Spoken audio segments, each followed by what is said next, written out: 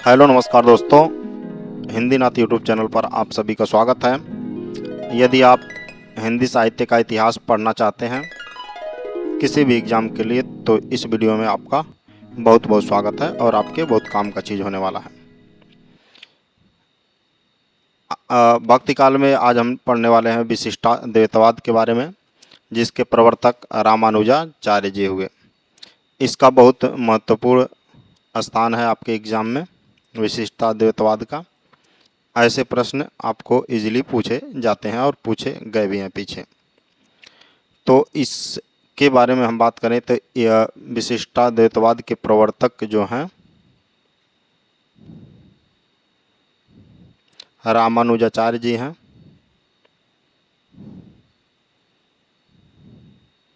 रामानुजाचार्य जी हैं इसके प्रवर्तक।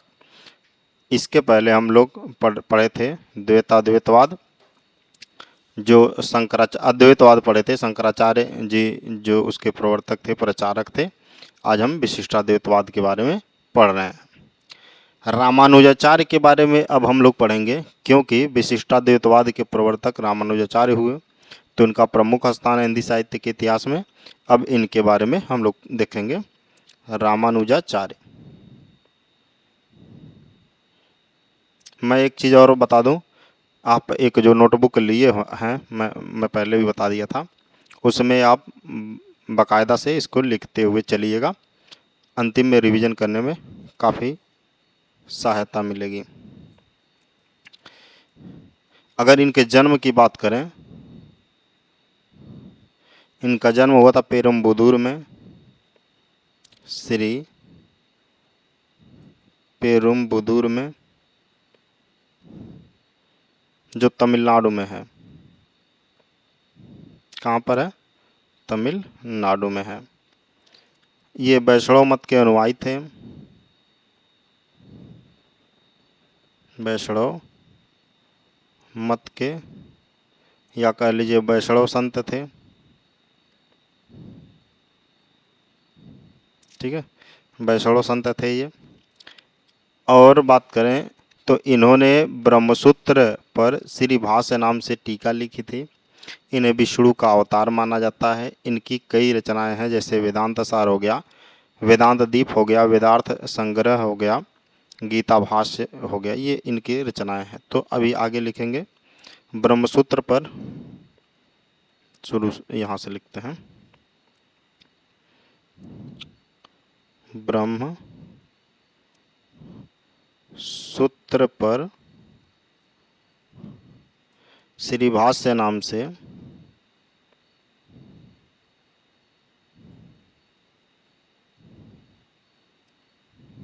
टीका लिखी।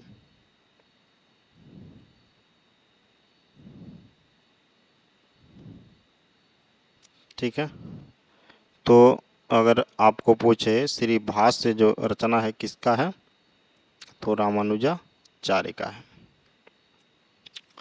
इन्हें विष्णु का अवतार माना जाता है।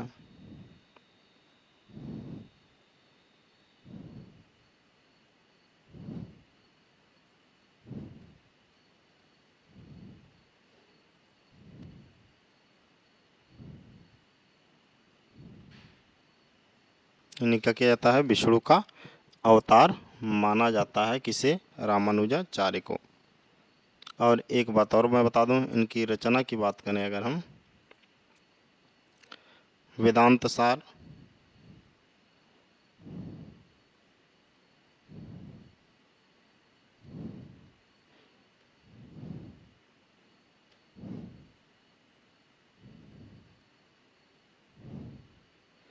एक रचना है वेदांत दीप,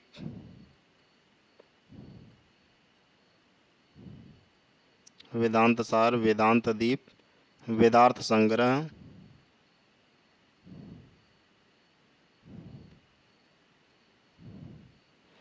और एक है गीत भाष्य। गीता भाष्य,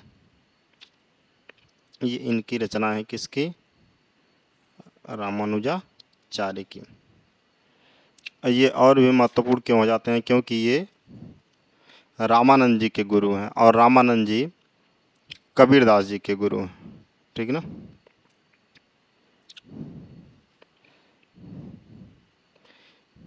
तो ये इनके बारे में थोड़ा सा जानकारी रहा। रामानुजाचार्य के पूर्ववर्ती आचार्य भी थे, मतलब इनके से पहले के कुछ आचार्य थे जो मतलब राम के तत्वों का या विशिष्ट द्वैतवाद के जैसा उनको ये मानते थे, मतलब उसी के आदर्शों पे चलते थे जो भी है। तो रामानुजा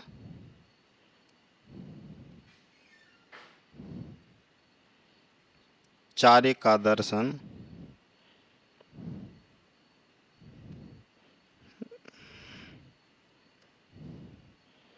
चार्य के पूर्ववर्ती आचार्य कौन कौन हुए? रंगनाथ मुनि,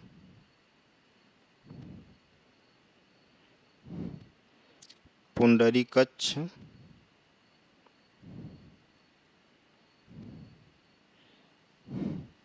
रामामिश्र,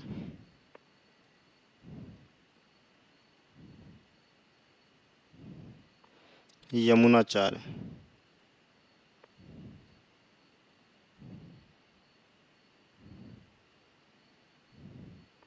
यमुनाचार्य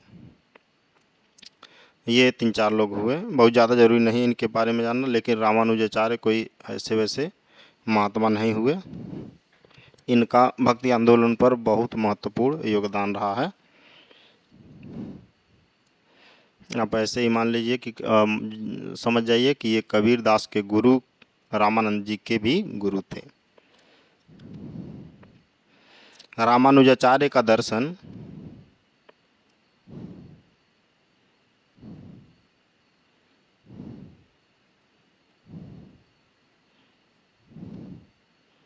रामानुजाचार्य का दर्शन क्या कहलाया? विशिष्टाद्वैतवाद कहलाता है, जिसे हम लोग पढ़ रहे हैं। जो शंकर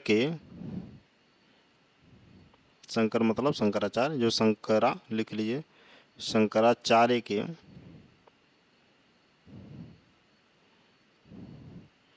विरुद्ध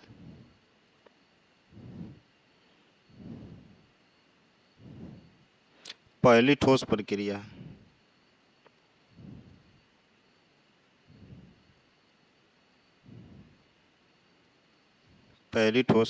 है। मतलब जब शंकराचार्य जी का जो अद्वैतवाद था उसके विरोध में इन्होंने भक्ति आंदोलन के पक्ष में विशिष्टाद्वैतवाद का इन्होंने परिवर्तन किया, इसको आगे बढ़ाया। विशिष्टाद्वैतवाद जो है इसके अन्य आचार्यों की अगर बात करें, अन्य यहाँ पे लिख लेते हैं। राघवानंद,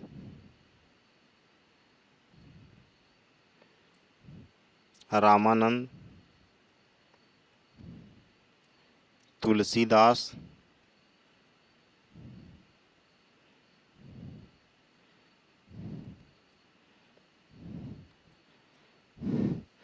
ये विशिष्टाद्वैतवाद के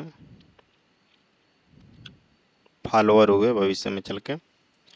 अगर इसके सूत्र की बात करें हम, इसका सूत्र क्या है विशिष्टाद्वैतवाद का? तत्त्वमसि।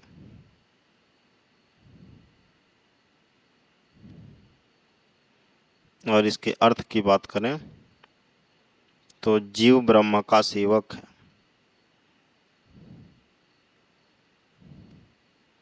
जीव ब्रह्म का सेवक है, ठीक है ना, इसका अर्थ होगा।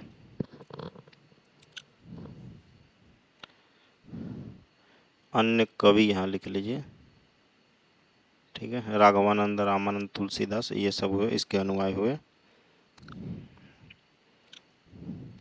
इसे श्री संप्रदाय का सिद्धांत कहते हैं। इसे संप्रदाय को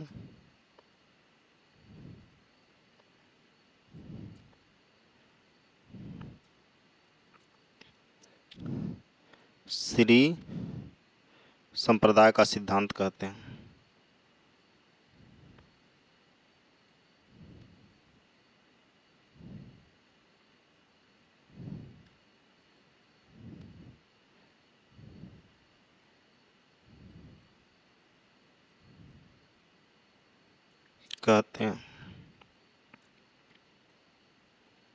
किस संप्रदाय को? विशिष्टाद्वैतवाद को। यह सिद्धांत अचित, चित और ब्रह्म तीन नित्य एवं स्वतंत्र पदार्थ मानता है। मतलब मानता है जीवन में क्या है? प्रकृति है, जीव है और परमात्मा है। यह सिद्धांत आप लिखते हुए जरूर जाइएगा। यह सिद्धांत अचित मतलब प्रकृति,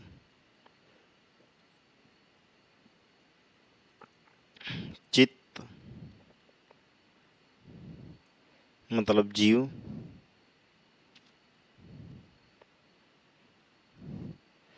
और ब्रह्म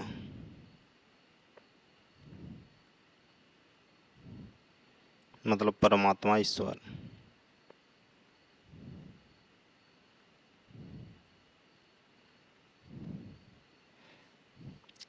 तीन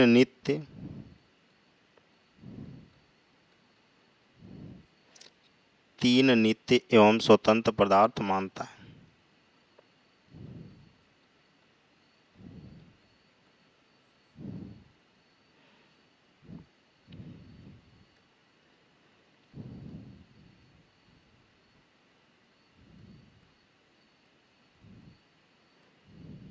तीन नित्य एवं स्वतंत्र पदार्थ मानता है कौन? विशिष्टाद्वैतवाद। तो विशिष्टाद्वैतवाद में जो है इतना इनके बारे में कम से कम जानकारी आपको रखना है, रामानुजाचार्य के बारे में। ठीक ना? एक बार रिवीजन कर देते हैं हम। देखिए जो विशिष्ट द्वैतवाद है इसका सूत्र है ब्रह्म, जीव ब्रह्म का सेवक है, तत्वमसी इसका सूत्र है जो भी संस्कृत में मिला है। रामानुजाचार्य ने इसका क्या किया? प्रवर्तक रहे रामानुजाचार्य। अन्य कवियों की बात करें राघवानंद, रामानंद और तुलसीदास। ये जो राघवानंद हुए ना, ये रामानंद के गुरु हुए। ठीक ना? इसको लिख लीजिएगा। और रामानंद जानते हैं आप कबीरदास के गुरु थे। रामानुजाचार्य का जन्म श्री पेरुम्बुदूर तमिलनाडु में हुआ। वैष्णव संत थे ये। ब्रह्म सूत्र पर इन्होंने श्री भाष्य नाम से टीका लिखी और इन्हें विष्णु का अवतार माना जाता है। इन्हें विष्णु का अवतार माना जाता है। इन्हें मतलब रामानुजाचार्य को। रचना की बात करें इनका तो वेदांत सार, वेदांत दीप, वेदार्थ संग्रह और गीता भाष्य इनकी रचनाएं हैं। रामानुजाचार्य के प्रवर्ती आचार्य हुए जो रंगनाथ मुनि हुए, पुंडरीकच्छ हुए, रामा मिश्र हुए तथा यमुनाचार्य हुए। रामानुजाचार्य का दर्शन विशिष्टाद्वैतवाद कहलाया, जैसा कि आप जानते हैं, जो शंकराचार्य के विरुद्ध पहली ठोस प्रक्रिया है। इस संप्रदाय को श्री संप्रदाय का सिद्धांत भी कहते हैं। श्री संप्रदाय का सिद्धांत, यह सिद्धांत अचित, चित, ब्रह्म यानी कि अचित मतलब प्रकृति, जीव, चित्त मतलब ब्रह्म, जीव और ब्रह्म मतलब परमात्मा ईश्वर के नित्य एवं स्वतंत्र पदार्थ मानता है। अब आइए देखते हैं कि इसमें और कौन प्रमुख कवि हुआ। ठीक है, जैसे रामानंद। रामानंद इसके विशिष्टाद्वैतवाद के बहुत महत्वपूर्ण कवि हुए और कबीरदास के गुरु भी थे। इनके बारे में थोड़ा हम जानते हैं। इन्होंने विशिष्टाद्वैतवाद को एक लेवल पर लाकर खड़ा किया था और भक्ति आंदोलन को बहुत आगे तक बढ़ाया था। उत्तर भारत में भक्ति आंदोलन प्रचार प्रसार करने का सबसे ज़्यादा श्रेय इन्हीं को जाता है। किसे? रामानंद को। इनके नाम में भी काफ़ी दुविधाएं हैं, जैसे रामदत्त, रामशरण के अनुसार है नाम इनका।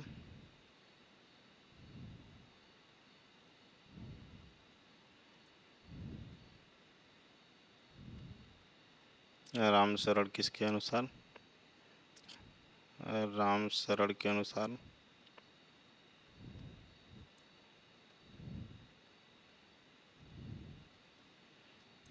ठीक है। एक नाम और आता है राम भारती, वैष्णव धर्म की रचनाओं में मिलता है।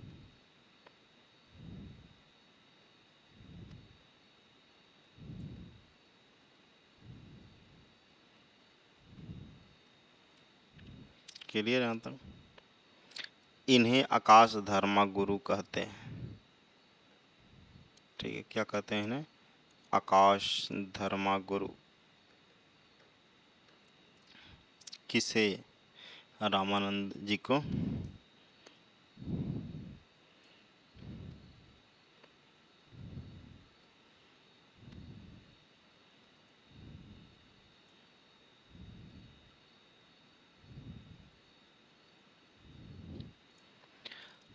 कहा जाता है।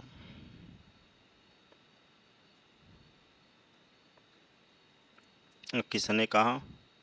HPD। HPD मतलब हजारी प्रसाद द्विवेदी जी ने। इनका संप्रदाय क्या रहा? इनके संप्रदाय की बात करें तो वैष्णव रामावत संप्रदाय।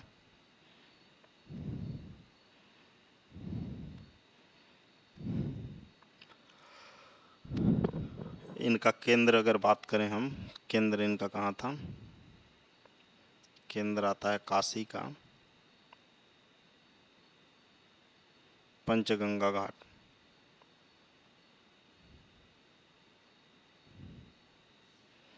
काशी का पंचगंगा घाट। राम काव्य के प्रथम कवि इनको माना जाता है। इन्हें राम काव्य का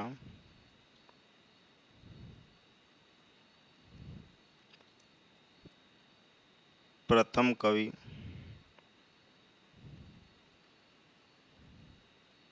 माना जाता है। किसके अनुसार? RC शुक्ल के अनुसार। इनके गुरु का नाम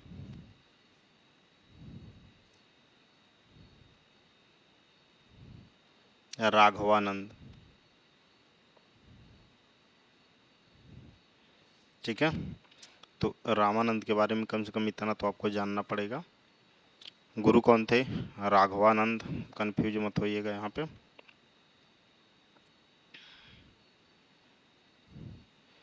राघवानंद गुरु। संप्रदाय कौन सा है? रामावत संप्रदाय, यानी कि विष्णु संप्रदाय का हिस्सा का विशिष्ट देवतावाद के जैसा। और केंद्र कहाँ था इसका? काशी का पंचगंगा घाट। काशी उत्तर प्रदेश के बनारस में, बनारस का पुराना नाम काशी, वहीं पे गंगा नदी किनारे घाट है। राम शरण नाम से इनको जाना जाता है, राम शरण कहते हैं। सॉरी, यहाँ पे राम शरण नहीं है, नाम को देखकर हम थोड़ा सा लिख दिए, रामदत्त। ठीक है, रामदत्त के नाम से भी जाना जाता है राम शरण के अनुसार।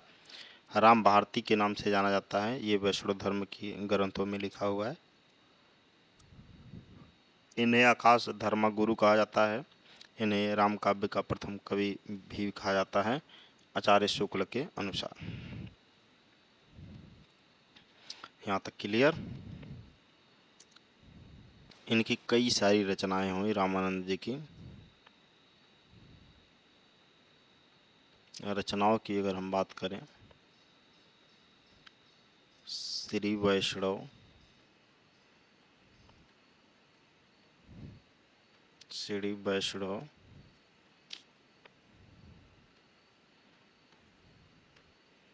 मताब्ज, भास्कर,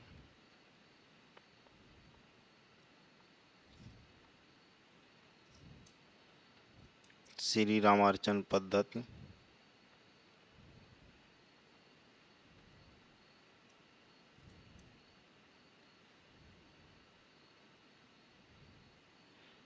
श्री रामार्चन पद्धति, ये बहुत ही महत्वपूर्ण है आपके एग्जाम के पर्सपेक्टिव से। और एक है गीता भाष्य,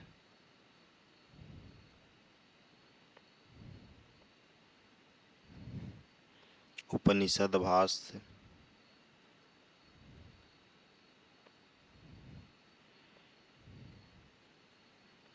उपनिषदों की संख्या 108 है।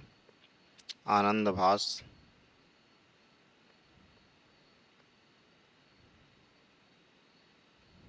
सिद्धांत पटल,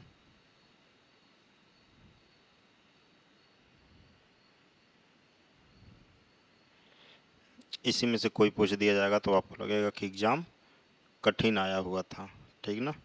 तो कम से कम इतना याद करते हुए जाइए जितना हम बता रहे हैं। राम रक्षा स्रोत,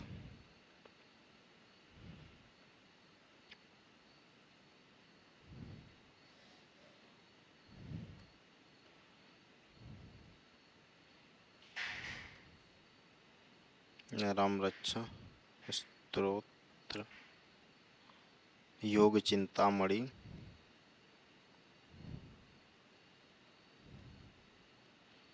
योग चिंतामणि को भी याद मत भूलिएगा। ये राम रक्षा जो स्रोत है ना, राम रक्षा स्रोत, ये विभिन्न बीमारियों को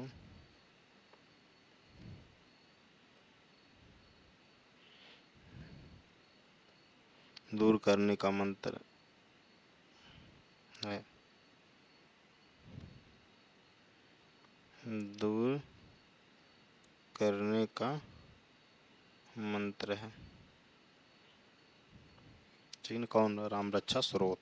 योग चिंतामणि हो गया, वेदांत विचार हो गया,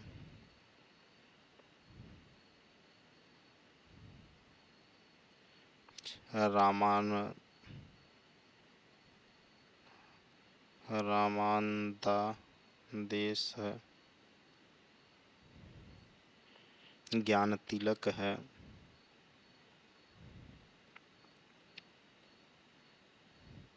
दो तीन बार लिखने के बाद 2-3 बार देख लीजिएगा इसको, एक ही टाइम पे भले ही रिवीजन 2-3 बार इसको बार बार पढ़ लीजिएगा तो आपको अच्छे से याद रहेगा।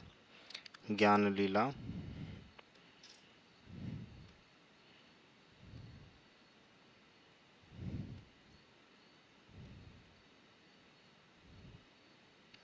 ज्ञान लीला, आत्मबोध,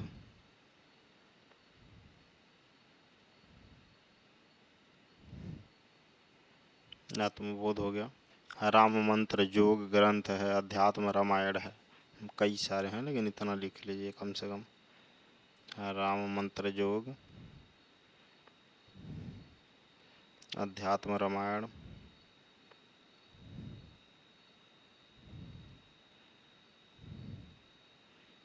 ये सभी बुक है किसके?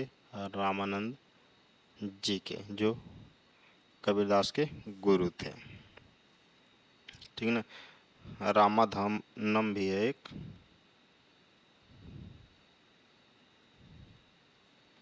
रचना ये भी। अब एक आप सभी लोग, जितने लोग वीडियो देख रहे हैं, सभी लोग एक चीज़ जरूर सुने होंगे, जैसे आरती कीजिए हनुमान लला की। कभी आप लोगों ने सोचा है कि इसको किसने लिखा है? तो मैं आज बता दे रहा हूँ, इसको रामानंद जी ने लिखा है। हनुमान की स्तुति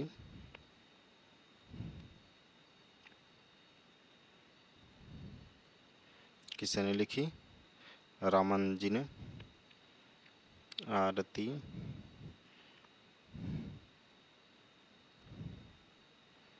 कीजिए हनुमान लला की, ठीक है। राके रामचंद्र शुक्ल के अनुसार शेख तकी और सिकंदर लोदी का समकालीन माना जाता है इनको। रामचंद्र शुक्ल के अनुसार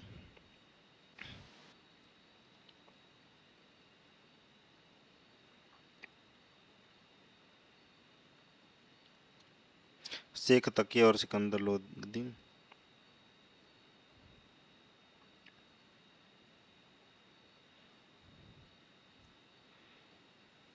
सिकंदर लोदी,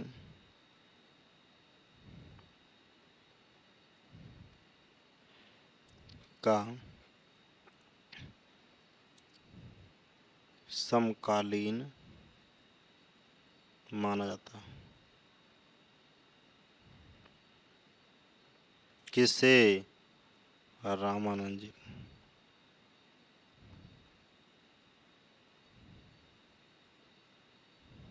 ठीक है ना, यहाँ पर लिख भी दिए। रामानंद जी ने राम भक्ति शाखा के अंतर्गत वैरागी दल का गठन किया था। वैरागी दल का गठन किसने किया था? रामानंद जी ने। और इन्हें उक्ति जाति मतलब जात इन्होंने भक्ति का द्वार सभी के लिए खोल दिया था, मतलब सभी जाति पाति के लिए। इनके कुल 12 शिष्य माने गए। ठीक है ना। और रामानंद जी ने विष्णु या नारायण के स्थान पर राम की उपासना की। ठीक है ना। बैरागी संप्रदाय, रामानंद संप्रदाय, रामावत संप्रदाय, कई संप्रदायों से ये जुड़े रहे। कौन? रामानंद जी। ताइए 2-4 पंक्ति है, बढ़िया बढ़िया लिख लेते हैं। रामानंद ने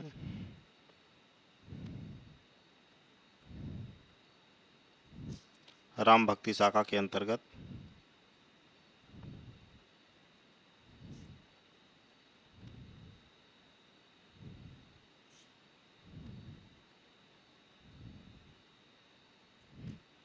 वैरागी दल का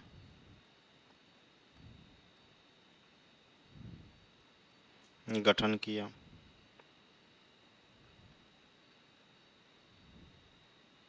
ठीक है ना। भक्ति का द्वार सभी के लिए खोल दिया।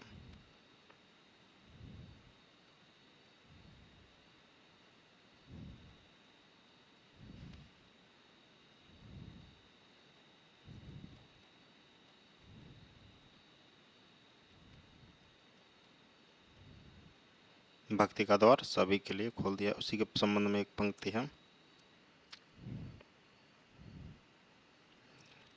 जाति पाति पूछे न कोई,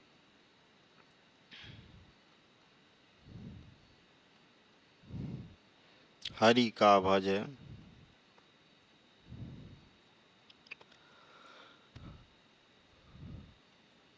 तो हरि का होई।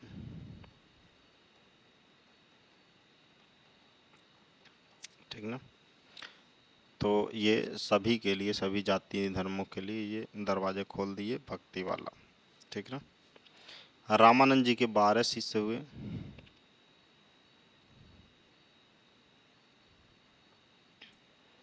के 12 शिष्य कौन कौन है उनके बारे में देख लीजिए।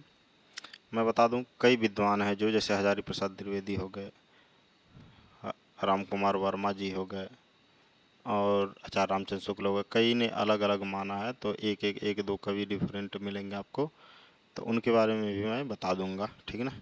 तो पहले जो प्रमुख माने गए हैं आचार्य शुक्ल के द्वारा, उसको देख लेंगे, और एक दो अलग से जो हैं उनको भी देख लेंगे। अगर एक की बात करें तो अनंतानंद,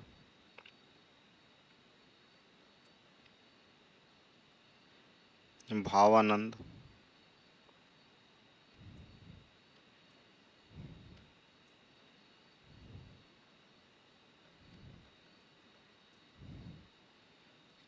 तीसरा घाना, चौथा सुखानंद,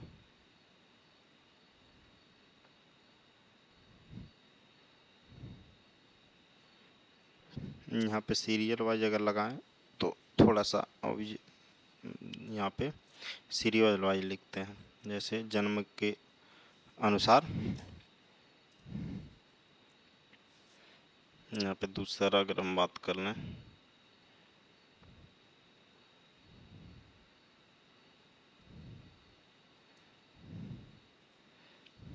12 हैं तो 12 का नाम लिख लो। ठीक ना। घना, धना, एक है सुखानंद,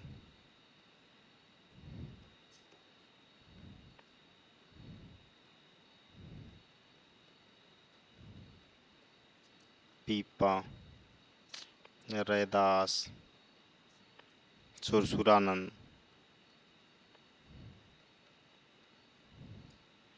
कबीर, पद्मावती, नरहरियानंद, चिकित्सेन, सुरसुरी। ठीक है, तो ये 12 रहे कुल। ठीक है, उसके अलावा कुछ लोग जो हैं मान लीजिए इसमें से हटा के मानते हैं हजारी प्रसाद द्विवेदी जो हैं, श्री आनंद, परमानंद, इन दोनों को मानते हैं हजारी प्रसाद द्विवेदी। योगानंद, पद्मावती, इसको राम कुमार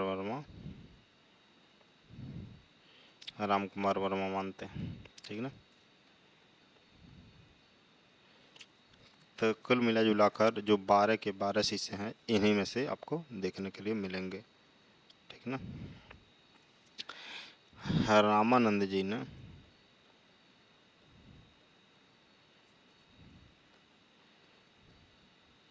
विष्णु या नारायण के स्थान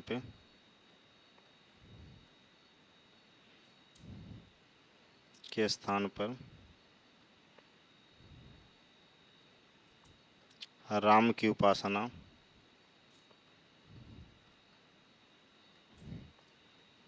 व भक्ति पर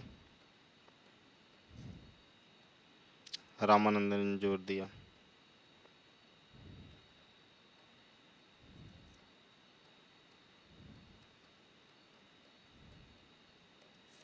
ठीक ना, और एक वैरागी संप्रदाय, रामानंद संप्रदाय,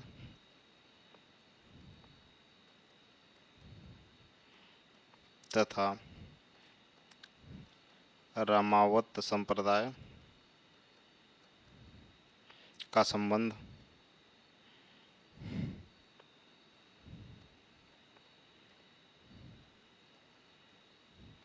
रामानंद से ही है।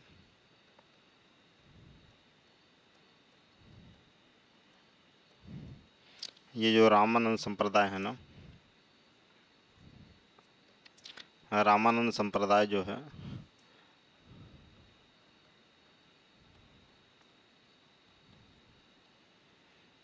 ये है राजस्थान,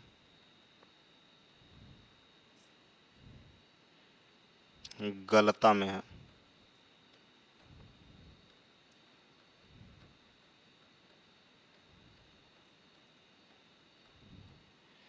ठीक है ना, तो ये रहे कौन, रामानंद जी।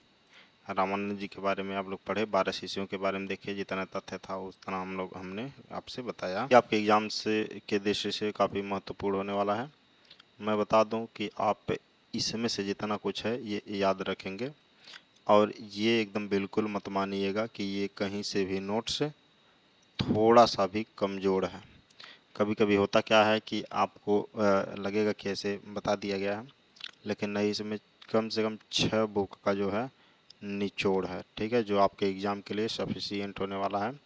जो महत्वपूर्ण 6 बुक हैं, जैसे पहले एग्जाम में जहाँ से प्रश्न उठे हैं उन सभी बुकों का इसमें निचोड़ है। ठीक है ना, तो आप कहीं से मत मानिएगा, थोड़ा सा भी मत मानिएगा कि आपके एग्ज़ाम के लेवल का नहीं है। एग्ज़ाम के लिए सफिशिएंट है, इतना पढ़ के जाइए। बाकी हम जो प्रैक्टिस करा रहे हैं करके जाइए। निश्चित ही मैं बता दूं, ज़्यादा से ज़्यादा नंबर यहीं से मिलने वाले हैं। ठीक ना, थोड़ा गला सही नहीं है, तो इसलिए मैं कई क्लास डिस्टर्ब होगा। मैं लगातार कोशिश कर रहा हूँ कि आपका क्लास आए, मैं रेगुलर वीडियो बना पाऊँ, लेकिन गला सही ना होने के कारण वीडियो नहीं आ रहा था। इसी वजह से इस वीडियो में मैंने थोड़ा स्लो आवाज़ रखा है। ठीक है ना, तो आप लोग पढ़ते रहिए, और एग्ज़ाम के लिए भी समय मिल गया है। जहाँ तक है समय मिल जा रहा है तो बढ़िया है, क्योंकि अगर ये समय मिल गया है, इस समय में आप नहीं कुछ कर पा रहे हैं, तो आने वाला है 3-4 साल आपको इंतज़ार करना पड़ सकता है।